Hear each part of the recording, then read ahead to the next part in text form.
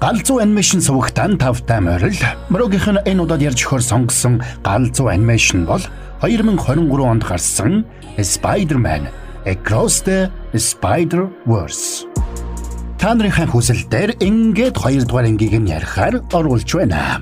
За тэгээд энэ галзуу анимашныг та нарт ярьж өгөхөд дугаарын хамтрагчаар үл хөдлөх болон дулаан зогсоол гараж барьцалсан зээлийг олгодог Бари Центр банк бус санхүүгийн байгууллага хамтран ажиллаж байна. За тэгээд та нар маань сабадараагүй саба адарсан бол лайк адарч мөрөөгөө буюу галзуу анимашн сувга дэмжихээ мартуу ингээд хэдүүлээ. Энэ галзуу анимашны тайлбартаа орцгоё. За Miles Morales өөр хэмжээст ертөнцүүдийн хооронд аялуулагч порталтай хүрэмжийг эвдэсний дараа Gwen Stefani 65 дугаар ертөнцөд эргэж ирж эгэл жирийн амьдралаар амьдрах гэж хичээх болжээ. Гэвч бүх зүйл тэрний санснаар болсонгүй. Тэр бөмбөр тоглолдог байсан хамтлагаасаа гарснаас гадна хамгийн сайнаас байсан Питер Паркерийн тухай бодол тэрнийг орхихгүй байлаа. Питер Паркер өөрийг нь байнга дээрлэгдэх залуугаас хариу авахын тулд нэг тусгай бодисыг ууснаас болоод авраг том гөрвөл болж хувирсан байж. Гэвч Питер Паркерийг тийм болж хувирсныг мэдээгүй гэвэн тэрнийг зогсоох гэж тулдаж угаад хүнд шархтуулснаас болж Питер Паркер амиа алджээ. Би зүгээр л чам шиг онцгой болохыг хүссэн юм гэвэн гэж хэлээд амьсгал хураасан Питер Паркерийг Гвен үргэлж сандаг байлаа. Гэвч энэ явдлыг холоос харсан Гвений аав хүн аал зэмэгтэй галуурчин гэж бодох болсон байж. Үүнээс болоод өөрийнхөө жинхэнэ дүр төрхийг аавдаа хэлж чадахгүй болсон Гвен гэрийнхнээсээ хүндэрч улам бүр ганцаардах болжээ. Энэ ганцаардал нь тэрнийг Miles Morales-ыг улам илүү санахад хүргэдэг байж. Нэг өдөр Гвений гэртээ ирэхэд аав нь хэлнэ. Хүн алзыг хэн болохыг олж илрүүлэхэд ойрхон ирсэн. Энэнд нь Гвенийг баярлахгүй байгааг аав нь анзаарна. Тэр бол чиний найзыг алсан алуурчин. Та энийг мэдэхгүй шүү дээ. Тэглэж энэ бүхэн чинь Питрийг эргүүлээд босгоод ирэхгүй. Тэгэд аав өхөн хоёр баг зэрэг ам мөрөйсөн ч Гвен тэсэлгүй аавыгаа тэрвэрч авна. Энэ үеэр аавынх нь холбоо дугарч бүх цагдаа нарыг яаралтай дуудаж яваа мэдээг дамжууллаа. Ингээд Гвений аав цагдаагийн хувцас өмсөж яаралтай гарч явсанд Гвен ч хүн алсын хувцас өмсөд хойноос нь даглаа. Тэгээд аавыгаа хэргийн газар руу орохын өмнө хүн Гвен амжиж очиод аавыгаа болоод бусад цагдаа нарыг аалзны шүлсээр машинтай нааж орхиод өөрөө явж орно. Байшин дотор тас гих хорон санаатан байгааг олж мэдсэн Гвен тэрнтэй тулалдсан ч удалгүй тэр хорон санаатан өөр хэмжээст ертөнцөөс ирсэн болохыг Гвен ойлголоо. Тэгээд чи яг аль хэмжээст ертөнцөөс ирсэн юм бэ гэж асуухад цаадах нь хариулахаас татгалздаг. Гэвч тэрний Итали маягийн аялга, Да Винчигийн нээсэн нээлттэй тулгуурласан нисдэг технологи зэргийг ажигласан Гвен тэрнийг сэргэн мандалтын үеийн аль нэг ертөнцөөс ирсэн болохыг ойлгодог. Тэгэд Гвен тэрний нуруунд дээр нь сууж хан мөргүүлэхээр оролцсон ч цаадах нь тэрнийг хан руу шидэд тусгай туяагаар буудах гэж оролдлоо. Гвен тэрнээс нь булцсан ч тасын сарвууд суманд оногдож хананд хадагддаг. Тэгээд тас Гвенийг багалзуурдаж аваад үхлийн цохилт хийх гэж байтал гинэт Мигель гэгч хүн алз ертөнц хоорондын портал ашиглаж гарч ирээд тасыг ухаан алдатлан цохиж орхино. Тэр бол 2099 дэх ертөнцийн хүн алз байлаа. Намайг Мигель гэдэг. Би олон хэмжээст ертөнцүүдийн хоорондох аюулгүй байдлыг хариуцсан багийг ахалдаг. Гэж хэлэхдээ сэтгэл нь хөдөлсөн Гвен наад цаг шиг юмараа чи бүх ертөнцүүдийн хооронд чөлөөтэй аялд юм уу гэж асуулаа. Тэднийг ярилцаж байтал тас тэдний ард гарч ирээд Мигелийг унтлан цохино. Тэр хоёр самбаачилж тасын нуруунд дээр гараад тасыг зогсоох гэж оролдохын хажуугаар хоорондоо маргалдаж эхэллээ. Учир нь Miles Morales болон тэрний найзуудын устгасан портал үүсгэгч төхөөрөмжөөс болоод олон хэмжээст ертөнц хооронд цоор хойнууд үүсэж түүгээр нь хорон санаатнууд нэвтрэх болсон байж. За ингэж ярилцах зураа тэд тасыг зогсоох гэж оролдсон ч тас үнэндээ тэдний бодсноос хавьгүй илүү хүчтэй байлаа. Тэр тэдэн лөө нисдэг тесрэх бөмбөгүүд шидэж байснаас гадна эвдэрсэн талавчаа тэр дорн нөхөж байна.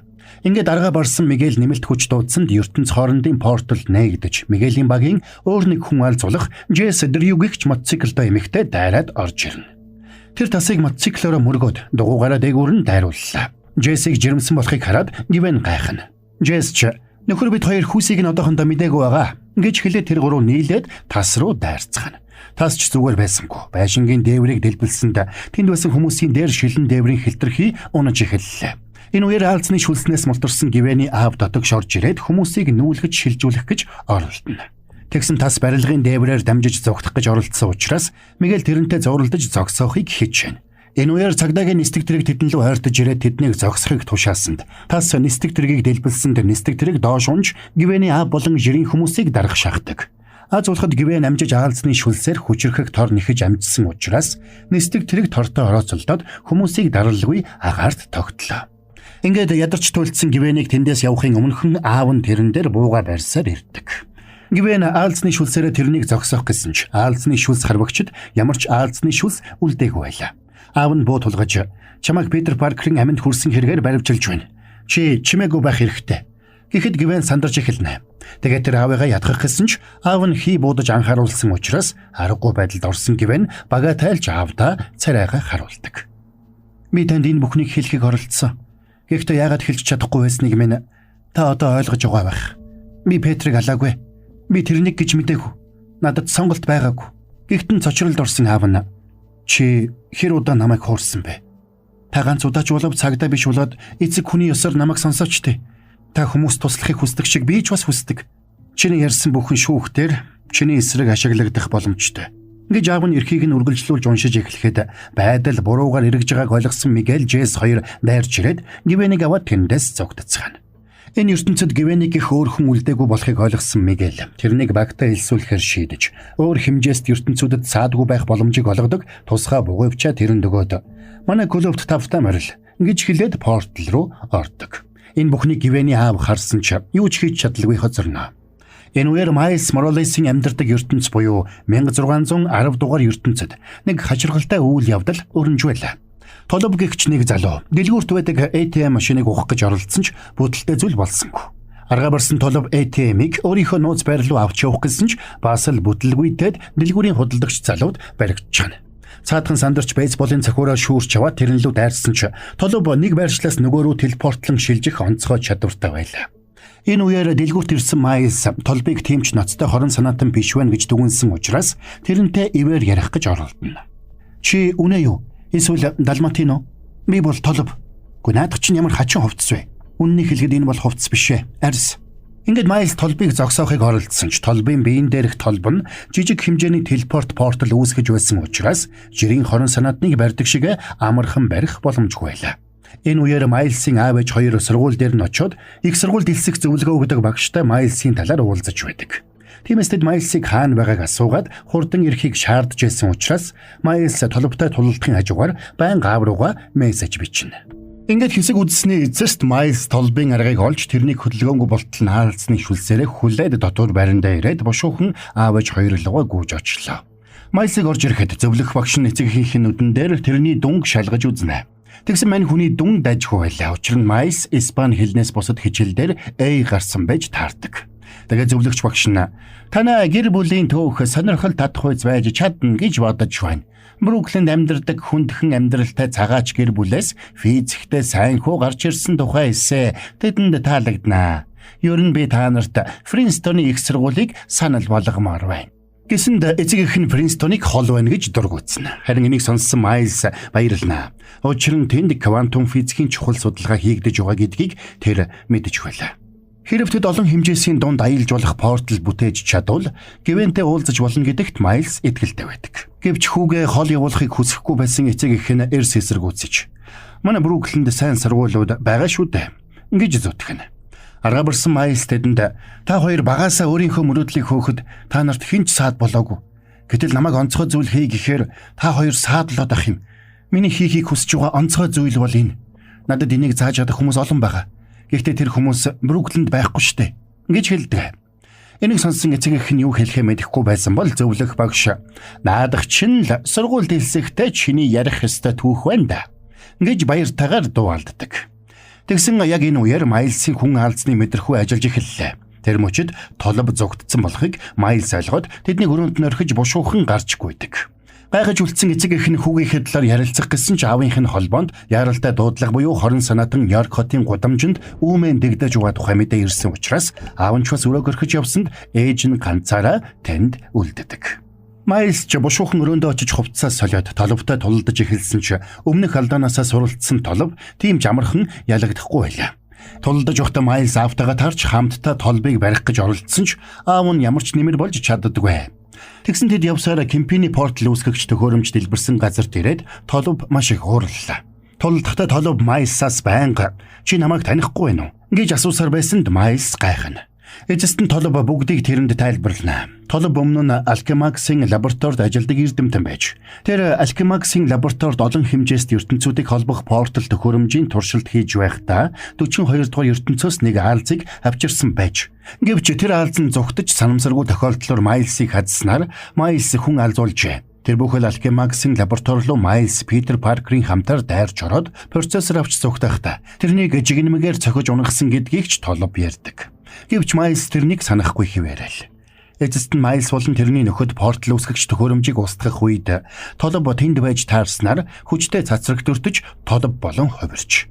Үүнээсээ болоод тэр гэр бүл, ажил төрөл бүх зүйлээ алдсан байж. Тиймээс Толб би чамайг гайхамшигтай хүн алз болгож өгч байхад чи намайг ийм болголоо гэж ууралсанд Майлс тэрний юу яриад байгааг ойлгохгүй хിവэрэл байлаа. Үүнд нь дэлбэртлээ ууралсан Толб тэрнлээ ухсхийн дайрсан ч бүдэрч унахтаа өөрийнхөө бий болгосон портал нөх рүү унаж орхино. Ингээд алга болсон Толбны хойноос хөөцөлдөх шаардлагагүй болсон учраас Майлс аавтайгаа хамт тэндээс гарч ирээд ойр зургийг ярилцсан. Учир нь аав нь хийж байгаа ажил байгаа байдлаа сэтгэл дундуур байлаа. Аливаа зүйлийг сайжруулах гэж хичээх тусам байдал улам дордоод байгаа юм шиг санагдаж байгаагаа тэр хүн алзад ярьдаг. Бас хүүдээ санаан зовж байгаагаа. Өөрөөс нь ямар нэг зүйл нуугаад байгааг ярьсанд Майлс тэрэнд та хүүгээ таваар нь байлгасан дээр баха гэж зөвлөнө. Энэ үеэр олон хэмжээст ертөнцүүдийн дунд гацсан Толб тэнд байсан олон портлын нөхнүүдээр нэг нэгээр нь шагааж үзнэ. Тэр бүхэл Веномын байнга үйлчлүүлдэг дэлгүүрийн эзэн болох хатагтай Чэнтэй хүртэл үг сольж амж ятгана. Тэгээд Толб буцаад өөрийнхөө ертөнц рүү унчихдаг. Энэ удаад тэр ямар ч Толбгүй болсон байна. Гэхдээ биеийн дээрх Толб нь хараал биш харин ч өөрт нь хэмжээлшгүй боломжийг олгож яваа онцгой хүч болохыг тэр ухаарсан байлаа. Тэгсэн Толбын шагааж үтсэн Лего ертөнцийн Лего хүн алз. Энэ ертөнц хоорондын гажуудлыг анзаарчээ. Тиймээс тэр энэ талаар яаралтай Мигельд мэдэгддэг.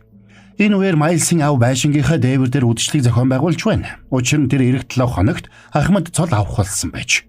Үдшилийг эхлээд удаагүй байсан ч ээж нь Майлсыг хоцорч угаад санаан зовсоор. Харин нөгөө талд Майлс аавда зориулж бялуу хийлгээд дээр нь сэтгэлийн үгээ бичээд метронд сууж гэрэлүүгээ явж байсан ч замд нь хорон санаат нь таарч садаа болдгоо. Ингээд Майлс чадлынхаа хэрээр хурдалж аав дээрээ яарч ирсэн ч харамсалтай нь аавынхаа хэлсэн хундагны үгийг сонсож амжсангүй. Бас арай гэж авчирсан бэлуунч бицорч дээр нь бичсэн үсгнүүдийн дараалал алдагдаад би бахархахгүй байна гэсэн үг болж хувирсан байлаа. Майлсыг хоцорсонд ээж нь ууртай байлаа. Чи аавыгаа хүндэлсэнгүй. Чи энд 5 цагт ирсэн байх ёстой байсан. Би хижээсэн штэ. Тэгээд ч би бялуу авчирсан гэж Майлс хэлсэн ч нэмэр болсонгүй. Бухимдсан мань хүнч тэндээс явхаар шийдлээ. Эцэгийнхэн тэрнийг загнаж өөрсдийг нь үл тоож байна гэж зэмлээд. Чи биднээс нуугаад байгаа зүйлээ хэл гэж шаардсан ч өөрийгөө хүн алз гэдгийг хэлэх зүрх нь хүрсэнгүй. Үүнээс нь болоод эцэгийнхэн тэрнийг 2 сарын турш гэрийн хороонд оруулдаг. Бухимдсан Майлс өрөөндөө ороод чихвчээ зүгээд орон дээрээ хэвтэж байхдаа өрөөнд нь портал нээгдэж байгааг анзаарсангүй. Тэгсэн портлоор Гвен орж ирээд шууд тэрнийг тэврээ тавлаа. Учир нь мань хоёр бие биенээ маш их сансан байлаа. Тэгэд Гвен тэрнийг хотоор зугаалаа гэж өрсөнд Майлс өөрийгөө гэрийн хороонд байгаа гэдгийг хэлж чадлагүй бандсандаа хамт гарна. Ингээд тэр хоёр хотоор зугаалж байшингаас байшин дамжин өсөрч явах зураа Гвен Майлст Мигель гэдэг хүн алзаар удирдуулсан хүн алзнуудын томоохон нийгэмлэг байдаг тухай портал үүсгэгч төхөөрөмжийг устгаснаас хойш олон хэмжээст ертөнцүүдийн хооронд элдв портлууд нээгдэж байдал нэлээд эгзэгтэй байгаа талаарч тайлбарлаж өгдөг. Өнгөрсөн хугацаанд тэр хоёрын хүн алзны ур чадвар мэдэгдэхүйц сайжирсан нь илэрхий. Энэхүү явахдаа Гвен Майлсаас түр холдоод эрэхтэй Толбыг ажиглаж байх зорилгоор жижигхэн тагнуул робот алзыг үлдээгээд ирнэ. Гэвч Майлс энийг нь мэдсэнгүй. Ингээд нар жаргахын өмнөхөн хоёр найз нэг өндөр байшингийн орой дээр суугаад хэндэж мэдэгдэхгүйгээр супер баатар байх ямар хэцүүг, сэтгэлээ хуваалцах хүн байхгүй байх ямар хэцүү талаар ярилццгаана. Тэгээд тэр хоёр өлснөө мэдэж аавынхаа үдэшлэг рүү сэмхэн очиод идэх хэм хулгайлж зэргэлдэх цамхаг дээр хоол идэнгээ ярилцаж байтал гинэт Майлсын ээж аав хоёр нь гараад ирдэг. Тэгээд тэд ойр зураг ярилцах гэж байтал Гвений бугуйвчинд дохио ирснээр Гвен сандраад тэндээс бошуухан явлаа. Майлсыг ганцаараа үлдсэнд тэрний урамгүй байгааг ойлгосон ээж нь тэрнтэй үлдээд "Хүүгээ том болж бидний гараас гарч байгааг харах амаргүй байдаг юм байна" гэж хүлээн зөвшөөрнө. Сэтгэл нь хөдөлсөн Майлс өөрийгөө хүн алз гэдгийг ээжтэй хэлэх гэсэн ч бас л зүрх нь хүрсэнгүй. Хүүгээ тавгүй байгааг ойлгосон ээж нь хүүдээ "За чи тэр охиныхоо араас яв да. Дажгүй охин болтой шүү" гэж хэллээ. Тэгээд бид чамайг маш их хайрладаг. Тиймээс чамайг биднээс хол байвал энэ дэлхий чамайг бидэн шиг хайрлахгүй байх вэ гэж болгоомжлсон. Гэсэн чи минь том болжээ. Тиймээс чи надад нэг зүйлийг хамл. Үүнээс хойш түүнээс цааш чи үргэлж өөртөө санаа тавьж явна шүү. Бас хэн гэдгээ, хаанаас ирсэн гэдгээ хизээж битгий мард. Чамайг дорд үзэж дээрлэхийг хэнд ч битгий зөвшөөр. Эцэст нь ямар ч үед гэртээ эргэж ирж бай. Өөрийгөө хизээж бүү алд. Амлаж байна уу? Гэхдээ Майлс амлаж байна гэж хэлээд Гвений хойноос явна. Энэ үеэр Гвен толбын байсан байшин шалгаж байлаа. Учир нь тэр байшин эвдэрч сүйдэжээ. Тиймээс Гвен байшингийн цоорхоогоор дотог шороод тэнд юу болсныг мэдхийн тулд робот хаалцныхаа тусламжтайгаар холограм дүрснүүдийг харлаа. Харин мань Майлс үл үзэгдэгч болоод Гвенийг яг хажуунаас нь ажиглана. Тэгсэн толбо тэр байшинд байхдаа нэг төхөөрөмжийг бүтээж тэрнийхээ тусламжтайгаар портал үүсгэгч төхөөрөмж эвдрээгүй байгаа өөр ертөнц рүү илгээсэн байлаа. Энийг олж мэдсэн Гвен сандарна. Тэгсэн тэрнийг яахаа мэдэхгүй сандарч байх үеэр Джесс тэрнлөө холбогдоод юу болж байгаа талаар мэдээлэл өгөхийг хүсдэг. Гвен юу ч болоогүй гэж булзааруулах гэж оролдсон ч толбыг зогсоож чадалгүй алдасныг нь Джесс аль хэдийн мэджээ. Угтаа бол Гвен Майлстай уулзахаар очих ёсгүй. Толбыг анхааралтай ажиглаж, аюултай үйлдэл хийхээс өмнө зогсох ёстой байж. Гэвч Гвенийг эзгүй хавгаар толб өөртөө зориулж бичил портал үүсгэгч төхөөрөмж хийгээд тэрнийхээ тусламжтайгаар өөрийгөө энергижүүлсэн. Одоо Alchemax компани үйл ажиллагаагаа идэвхтэй явуулж байгаа ертөнц бүрт очиж портал үүсгэгч төхөөрөмжийн тусламжтайгаар өөрийгөө цэнгэлж улам бүр хүчтэй болсоор яваа болохыг тэд олж мэдсэн байна. Энийг мэдсэн Гвен энэ талаар Мигельд битгий хэлээрэй. Тэгэхгүй бол намайг хөөчихнө гэж гуйгаад толбыг барихаар 50,101-р ертөнц рүү хөдөлгөхөөр шийднэ. За байж хараа борон гэлсний реклам хүргэдэг. Дугаарыг хамтрагчид ажиллаж байгаа Бари Центр банк бус санхүүгийн байгууллага нь үл хөдлөх хөрөнгө болон дулгаан зогсоол гараж барьцаалсан зээлийг олгож байгаа юм байна шүү. Хаяг нь 120 их хуралдаа офис 12 давхурт 1201 дот. За тайлбарт эргээд орцгоё. Ингээд чухал даалгавраа биелүүлж чадалгүй бүтлгүүцсэн Гвен Майлсын ертөнцөөс уран муутайхан явсанд Майлс төсөлгүй араас нь портал руу үсрээд ордог. Ингээд Майлсыг 50,101-р ертөнцөд ирэхэд тэрнийг энтхийн Момбаттан хот тосч авлаа. Энэ үеэр толб хотоор ийш тийш сэлгүүцэж Alchemax-ийн бүтээсэн портал үүсгэж төхөөрөмж хаа нугайг мэдхүү гэж шалгана. Урд өмнө олон хэмжээст ертөнц хооронд аялж үзээгүй Майлс жирийн байдгаасаа илүү болох байсан учраас тэр хоёр толбыг барьж чадалгүй алдчихдаг. Аз болоход тэдэн дээр Момбаттан хотын хүн алз болох Павитер Прабахаар хурж ирнэ. Тэд хамтдаа хүчээ нэгтгэж толбыг зогсоох гэсэн ч хэд хэдийн ертөнцөөр аялж өөрийгөө цэнгэлсэн толб урдынхаасаа хамаагүй хүчтэй болжээ. Ингээд тулдаж байхдаа толб өөрийнх нь биеийн дээрх хар толб илүү олон, илүү том байх тусам хүчтэй байдаг гэдгээ Майлст аммалтна. За тэгээд толб Alchemax-ыг олж дотогш нэвтрээд хэнийг ч дотогш нэвтрүүлэхэргүй соронзон хаалтыг бий болголоо. Тэгээд толб портал үүсгэж төхөөрөмжийг ажилуулж эхлэхэд сандарсан Майлс соронзон хаалтыг эвдэх гэж оролдсон ч дөрөвтэй өөрчлөлт гардаггүй. Аз болоход тэдэн дээр Лондон хотоос ирсэн панк хүн алзуулах хобби гихч залуу ирээд гитарынхаа долгионы тусламжтайгаар соронзон хаалтыг эвдэж тэд хамтдаа дотогш орцголоо. Гэвч хүчтэй болсон толб тэр дөрвийн дайралтыг төвөггүй зогсооно. Улмаар портал үүсгэгч төхөөрөмж ажиллаж эхлэхэд тэнд үүссэн хар нөхрөө толб сорогдож орсонд төхөөрөмж дэлбэрдэг. Энэ үеэр Майлс толбтой холбогдож ирээдүйд юу болохыг хальт олж харлаа. Тэр үзэгдэл даав нь нэг бяцхан охиныг аврах гэж байгаад амиа алдаж байгааг харуулсан байна. Гайхсан Майлсыг саянх юу байсан бэ гэж асуухад хэтэрхий хүчрхэг болсноос болоод бараг цагаан өнгөгүй болсон толб тэрэнд энэ бол ирээдүй. Ирээдүйд би чиний бүх зүйлийг чамаас булаана. Яг чи надаас бүхнийг булаасан шиг. Өөрсдийнхөө ертөнцид уулзцгаая хүн алзаа гэж хэлчихэд яваад өгдөг. Энэ үеэр Alchemax-ийн барилгын дундуур портал үүсэж байшин 2 хуваагдаад нурж эхэллээ. 4 хүн алз хүчээ нэгтгэж байшинг тогтоох гэж оролдсон ч байшин хэтэрхий том байлаа. Тиймээс Гвен хобби 2 байшинг торгоож байх зур нөгөө хоёр нь байшин дотроос аль болох олон хүнийг аврахаар хичээцгэн. Удалгүй Гвен хобби 2-ын аалзны шүлс тасарч байшин нурсанд мань 4 байшин дор байсан гүүрэн дээрээс аль болох олон хүнийг аврахаар хичээцгэн.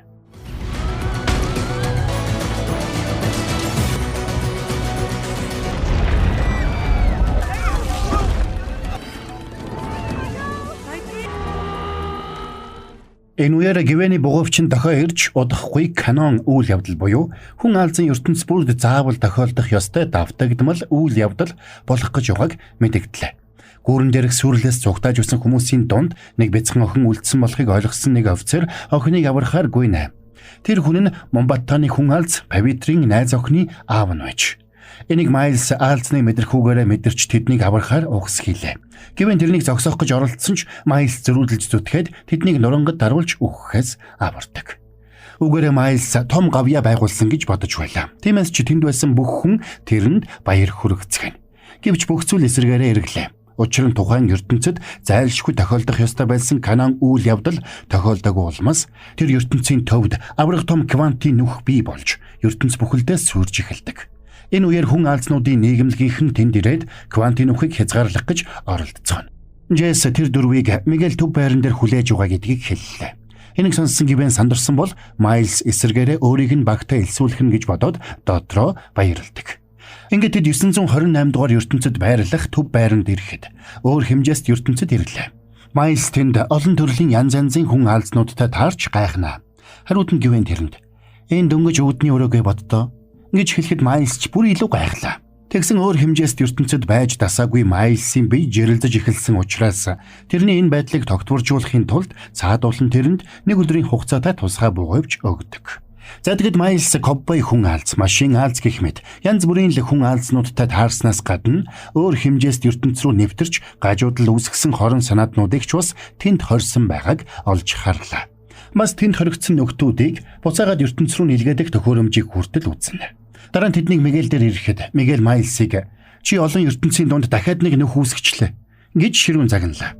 Өөрийгөө гавья байгуулсан гэж бодож байсан Майлс энэнд нь гайхнаа. Гвен Майлсыг өмөрөх гэж оролдсон ч Мигель Гвенийг ч бас загнадаг. Энэ үеэр 616 дугаар ертөнцийн хүн алз буюу Майлстай хамт байж байгаад буцсан Питер Паркер ирсэнд баярлсан Майлс тэрнийг тэрвэрч авлаа.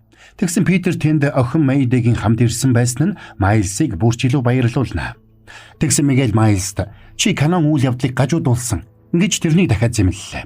Би хүмүүсийн ламыг аварсан штэ гэж Майлсыг гайхад олон хэмжээст ертөнцид байгаа хүн алзнууд бүгд өөр хоорондоо адил төстэй хувь тавилантай байдаг. Тэдний амьдралд аль цаг хугацаанд байхаас үл шалтгаалаад заавал тохиолдох ёстой сайн болон муу альва үйл явдлуудыг канон үйл явдал гэж нэрлэдэг гэдгийг Мигель тэрэнд тайлбарлаж өгнө. Гэтэл Майлс 50101-р ертөнцид Ахмад Сингхийн амийг аварснаар тэр ертөнцид заавал болох ёстой байсан канон үйл явдлыг саатуулж улмаар тэдний ертөнц мөхөхөд хүрсэн байж. Жишээ нь хүн алзын авга ах нь ямар нэг байдлаар амиа алдах ёстой байсан бол тэрний ойрын хүн болох цагдаагийн Ахмад жаахан хүүхдийг аварч угаад амиа алдах ёстой байлаа. Тиймээс ч тухайн үед Гвен Майлсыг зогсоох гэж оролдсон байж. Зүй нь бол мөрдөгч Синх тэр гүүрэн дээр амиа алдах ёстой байсан ч тэнд байх ёсгүй байсан Майлс тэнд байж таарснаар амийг нь аварч улмаар тэдний ертөнцийг сүрэх шалтгаан болсон нь тэр байлаа. Тэгэд канон үйл явдлыг тасалдуулах нь ямар аюултай болохыг Майлст тайлбарлахын тулд өөрөө нэг удаа ийм алдаа гаргаж байснаа ярьж өглөө. Мигель гэр бүлийн алдсны дараа өөрийгөө гэр бүлтэйгээ хамт жаргалтай амьдарч байгаа нэг ертөнцийг олжээ. Гэвч тэр ертөнцид байсан Мигель дээрэмчдийн гарт амиа алдаж. Тиймээс тэр амиа алдсан өөрийгөө орлуулах гэж оролдож эхэлжээ. Гэвч түүнээс болж тэдний ертөнцид гажуудал үүсээд эцсийн дүндээ ертөнц бүхэлдээ сүрж Мигель бүхнээ алдсан байна. Тэгээд чи хичнээн олон Ахмадын амийг аварна, үр дүнд нь төчнөн олон ертөнц сүрэх болно гэж хэлдэг. Тэр мөчид Майлс толбтой холбогдоод ирээдүйд болох үйл явдлыг харснаа дурсан саналаа. Тэгэд Майлсын аав эх 7 хоногт Ахмад цолтой болоод удалгүй нэг бяцхан охиныг аврах гэж байгаад амиа алдах юм байна гэдгийг Майлс ухаарна. Тэгээд толб аавынхын аминд хүрэх болно гэдгийг ойлгоод тэр үйл явдал хизээ болохыг Мигелээс асуухад 2 хоногийн дараа Ахмад цолоо авах тэр өдөр гэж хариулдаг. Энийг сонссон Майлс энэ үйл явдал болохоос сэргийлэхийн тулд гэрлүүгээ буцахыг хүссэн ч Мигель зөвшөөрсөнгүй. Би харсаар угаад аавыгаа өхүүлэх юм уу? Танаа аав яах юм бэ гэвэн? Аав чинь бас Ахмад үсттэй. Гэсэн ч хинч тэрэнд тоймтой хариулт өгсөнгүй. Би нэгэн алгоритмээс болоод хайртай хүнээ өхүүлэхийг зөвшөөрч чадахгүй гэж тэрний хэлэхэд Мигель хэлнэ. Чамд нэг хүнийг аврах уу, нэг ертөнцийг аврах уу гэсэн сонголт байна. Би хоёуланг нь аварна. Хүн алз үргэлж ингэдэг гэж Майлсыг хэлэхэд цаадуулан тэрнтэй санал нийлэхгүй байлаа. Чи бүгдийг хийж чадахгүй. Бүгдийг хийх гэж оролдох тусам байдал улмалд ордно. хүн алз байна гэдэг золиос гэж Мигелийг хэлэхэд тэнд байсан бүх хүн алзууд тэрнтэй санал нэг байгаагаа илэрхийлцгэн. Бухимдсан Майлс Мигел рүү очиод та намайг аавыгаа аварч болохгүй гэж хүсч болохгүй. Гэхдээ Мигел би чамаас гуйхгүй гэж хэлээд ертөнц хооронд аялсан гажуудлуудыг хордог соронзон долгионд хорж орхино. Энийг харсан найзууд нь тэрнийг балиулах гэж оролдсон ч яах ч арга байдгүй. Үүнд нь ууралсан Майлс өөрөөсөө цахилгаан гүйдэл үүсгээд соронзон долгионы өрөөнөөс мултарч тэндээс хар хурдаараа зугтаалаа. Мигел ч яралтай төгшүүр зарлж бүх хүн алзнууд анхаараарай. Бүгд хийж байгаа зүйлээ орхиод хүн алзыг зогсоо гэж тушаасанд тэнд байсан хүн алзнууд бүгд гайхацгаана.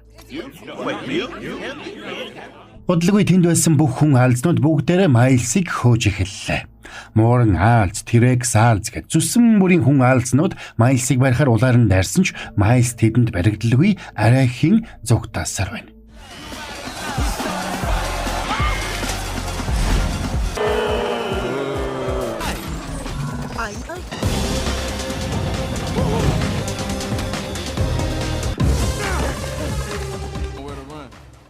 Эцэст нь Майлс гарах гарцгүй болсон байшингаас үсэрч гараад агаарт нисжүүлсэн машинаас зүүгдээд зугтлаа. Арга барсан найзууд нь хойноос нь хөөсөн ч замын дунд Питер Паркер энэ нь буруу болохыг ойлгож хөөхөө зогсооно. Харин Гвен Джесс хоёр Майлсыг барихаар хөөсөр байлаа. Үүнд Майлс Гвенд гомдно. Майлс зугтахдаа сарлуу хүргэх метроны гаднаас зүүгдсэн байна. Тэрний хойноос босоод хүн алзнууд ч хөөж хурж иржээ. Эцэст нь Мигел Майлсыг гүйцэж ирээд тэрэн лүү дайрлаа. ертөнц хооронд зөвшөөрөлгүй зорчдог гажуудлуудыг зогсоох нь миний үүрэг. Харин чи бол гажуудал. Учир нь чамайг чиний ертөнцийн биш, өөр ертөнцийн алз хадсан. Үүнээс болоод 42 дугаар ертөнцийн хүмүүс өөрсдийг нь хамгаалах хүн алз хүлдсэн. Бас 1610 дугаар ертөнцийн хүн алз Питер Паркер чамаас болж амиа алдсан. Чамаас болж толб бий болсон. Тэр утгаараа чиний эцгийн үхэлд чи өөрөө буруутай гэж нөхөр Майлсыг буруутгана. Гэвч энэ бүх буруутгалаас залхсан Майлс би чиний хөгийн нийгэмлэгээс хэдэн зуун хүн алзыг энд дагуулад ирснийг анзаарсан уу? Тэгээд бас би ийм зүйл хийх гэж байна гэж хэлээд Мигелийг тогоор цохиулж метроноос унгаж орхидог. Ингэхдээ хүн бүр миний юу хийхийг заахаас би залхаж байна. Одоо би бүхнийг өөрийнхөө хийнэ гэж хэлдэг. Майлс тэднийг нийгэмлэгийн төв байрнаас холдуулахын тулд зариуд энэ хүртэл зогтож ирсэн болохыг тэр мөчид Мигел болон Майлсийн найзууд ухаарлаа. Тэгээд Майлс "Баяртай гэвэн" гэж хэлээд тэндээс үсэрлээ. Хүн алзнуудын нийгэмлэгийн төв байранд ирсэн Майлс үл үзэгдэгч болох чадвараа ашиглаж гажуудлуудыг төрлөх ертөнц рүү буцаадаг төхөөрөмжөд ороод өөрийгөө буцаахаар ажилуулж эхэлдэг. Мигел тэнд дамжиж ирээд Майлсыг зогсоох гэсэн ч бүх зүйл оройтож Майлс өөрийнхөө ертөнц рүү буцаж явдаг. Майлсыг алдсандаа ууралсан Мигел энэ бүхэнд чи буруутай гэж Гвенийг загнаад нийгэмлэгээс хөөж ертөнц рүү буцаачихна. Тэгээд төрсөн гэртээ ирсэн Гвен аавтайгаа таарлаа. Тэгээд тэр хоёр хэсэг маргалдсны эцэст Гвен аргаа бараад хэлнэ. Тэгээд та намайг баривчлаач тий. Би чадахгүй. Учир нь аав нь Гвенээс болоод цагдаагийн ажлаасаа гарсан байлаа. Энийг сонссон Гвений сэтгэл хөдлөж аавыгаа тэрвэрж авна. Учир нь аав нь цагдаагийн ахмад байхаа болсон бол Канаан үйл явдлын дагуу амиа алдахаас сэргийлэгдсэн гэсэн үг байлаа. Тэгсэн аав нь тэрэнд нэг найз чинь ирээд юм үлдээгээд явсан гэж хэлээд хайрцагтай зөвлөглөө. Тэгсэн тэр дотор нь хоббигийн үлдээсэн олон хэмжээст ертөнц дундуур аялах бугуй өвч байгааг Гвен хараад баярлж Майлсыг олохоор явдаг. Майлсыг өөрийнхөө ертөнцөд ирэхэд Мигел болон тэрний багийнхан ч Майлсыг зогсоохоор аль хэдийн ирж гисэн. Тэрнийг хүлээгээд анхааралтай ажиглаж байлаа. Гэвч тэд Майлсыг олохгүй байсан учраас аавыг нь дагаж эхэлцгэн. Харин нөгөө талд Майлс гэрийнхээ цонхоор сэмхэн гэрлүүгээ орно. Майлсыг өрөөндөө ороход ээж нь тэрнийг хараад гайхаж "Гү чи үсээ яаж орхив?" гэж асуулаа. Тэгсэн сэтгэл нь хөдөлсөн Майлс ээжигээ тэрвэрч аваад бүх зүйлд уучлал гуйгаад өөрийгөө "Би бол хүн алз" гэж илчилнэ. Гэвч ягаад ч юм ээж нь хүн алзны тухай ерөөсө сонсоогүй байж таардаг. Тэр бүхэл "Чи зурагт номын баатрыг дуурайж хувцалдаг болсон юм уу?" гэж хүүгээрээ тоглоом хийн. Майлс аавдаа энэ тухайгаа хэлхийг хүсэж байгаагаа хэлсэн ч ээж нь энийг маш дурамжхан хүлээж авлаа. Энэнд нь гайхсан Майлс ээжийнхэн хойноос ухс хийсэн ч биеийн жирэлзэж өөрийгөө өөр хэмжээст ертөнцид байгаагаа ухаарлаа. Тэгээд өөрийг нь хадсан хаалт 42 дугаар ертөнцийн учраас нийгэмлэг дээрх төхөөрөмж тэрнийг 42 дугаар ертөнц рүү ирүүлсэн болохыг Майлс ойлгодог. Энэ үеэр гэрт нь авууга хаарна нэрсэнд Майлс ахыгаа тэрвэрч аваад тэрнийг ямар их санснаа хэлнэ. Тэгсэн авуугаах нь тэрнтэй жаахан хүндий харьцнаа. Тэгээд тэр Майлсыг дагуулад дээвэр рүү гарсанд тэнд аавынх нь аврах том графит зураг байдаг. Тэр зурагнаас Майлс энэ ертөнцид аав нь аль хэдийн нас барсан болохыг ойлголоо. Энэ бүхнийг хараад гайхахад хэн нэгэн араас нь гарч ирээд Майлсыг ухаан алдатлан цохиж орхино. Энэ үеэр Майлсын жинхэнэ ертөнцид очсон байсан Гвен тэрнийг буруу ертөнцид очсон болохыг ойлгоод Майлсыг олох ажилд хүч хавсруулахаар 616 Б ертөнцийн Питер Паркертай холбоо барьлаа. Тэгэд Гвен Майлсын найзуудаас бүрдсэн Майлсыг аврах багийг бий болгоно. Нөгөө талд 42 дугаар ертөнцид Майлсыг ухаан ороход тэрнийг авуугаах нь Мишокноос хүлчиж. Тэгэд Майлс өөрийгөө өөр ертөнцөөс ирсэн гэдгээ ойлгуулах гэж хичээнэ. Надад ч бас авуугаах Аарон байсан. Ах маань Праулер болж олон муу зүйлийг хийсэн. Тэр өөртөө сонголт байхгүй гэж бодсон. Гэхдээ үнэн дээр тэрэнд сонголт байсан. Хэрвээ тэр энийгээ мэдсэн бол сайн хүн байх сонголтыг хийх байсан гэдгийг би мэднэ. Та ч бас Праулер байхыг хүсэхгүй байгаа шүү дээ. Гэж хэлтэл авуугахан тэрнийг үгийн солиогүй асар хүчтэй цохоод авна. Тэгэд Аарон би Праулер биш ээ гэж хэлэхдээ зэрэгцээд 42 дугаар ертөнцийн Праулер Майлс руу ойртож ирлээ. Тэгээд тэрнээс аав чинь одоо ч амьд байгаа юу гэж асуулаа.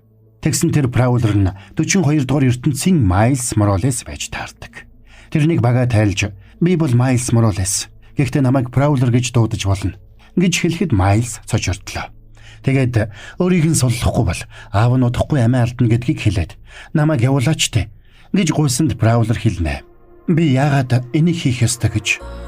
Яг энэ үеэр Майлс Моралесийн амьдардаг жинхэнэ ертөнцид аав ээж хоёр нь тэрний хүлээгээд цонхоор харж зогсож байхдаа зэрэгцээд толб тэдний ертөнцид хурж ирж байгаагаар энэ кино маань дуусаж байгаа юм. За энэ түрээд энэ галзуу анимашны тайлбар маань дуусч байна. Яа, маш сонирхолтой. Сэтгэл догдлуулсан, бас юм бодогдуулсан үнэхээр галзуу анимашн байж чадлаа гэж мөн нь бодогдлоо. Та нарт маань ямар санагдсанаа комментээр хүсвэл хуваалцсан үзье. За тэгээд энэ галзуу анимашныг та нарт ярьж өгөхөд дугаарыг хамтрагчаар Бари Центр банк бус санхүүгийн байгууллага хамтран ажиллалаа. Бари Центр банк бус санхүүгийн байгууллага нь үл хөдлөх хөрөнгө болон дулаан зогсоол граш барьцаалсан зээлийг олгодог юм байна. Тэгэд хэрэгтэй хүмүүс маань 120-ийн их хурлын офисын 12 давхурд байдаг 1201 тоотод очоод уулзна үзье. Та нар маань тэгээд саба дараагүй бол саба, адарсан бол лайк дарж дэмжихээ мартваа. Тэгээд дараагийн бас нэгэн галзуу анимашнаар хэдүүлээ эргээд уулзтлаа. Түр баяртай.